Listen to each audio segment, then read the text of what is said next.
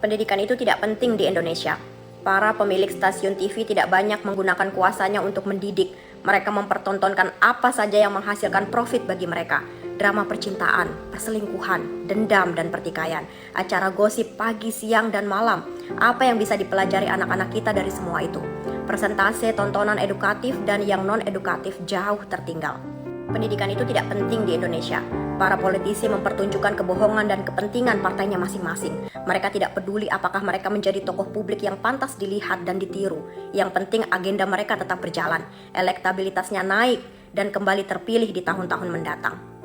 Pendidikan itu tidak penting di Indonesia. Banyak pejabat pemerintah dan pejabat publik jadi koruptor, tapi sama sekali tak memperlihatkan rasa malu. Mereka tidak berpikir dan tidak sadar yang dilakukannya bisa menghancurkan generasi ini dan generasi mendatang. Pendidikan itu tidak penting di Indonesia.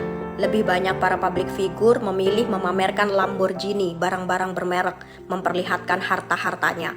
Mereka tidak mau menyuarakan tentang pentingnya pendidikan dan menggunakan ketenaran untuk memperbaiki negerinya. Hasilnya, generasi kita berlomba untuk menjadi viral, terkenal, dan kaya saja.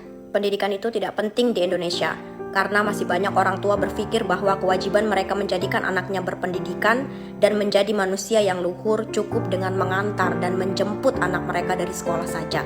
Sejak anaknya masuk SD hingga lulus SMA, terfikirkah untuk membeli buku-buku parenting atau buku yang membekali mereka tentang pendidikan anaknya? Pendidikan itu tidak penting di Indonesia.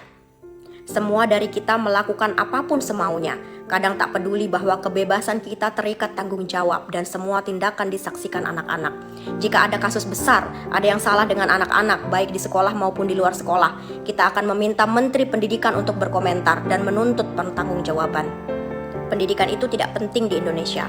Guru-gurunya diberi dan dibiarkan terhimpit kesusahan-kesusahan. Mereka harus menangis, mengemis, dan dipaksa menyerah untuk memperjuangkan dan mendapatkan hak-haknya.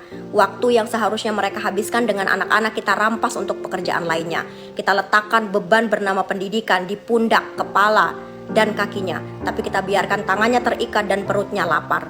Pentingkah pendidikan itu di Indonesia?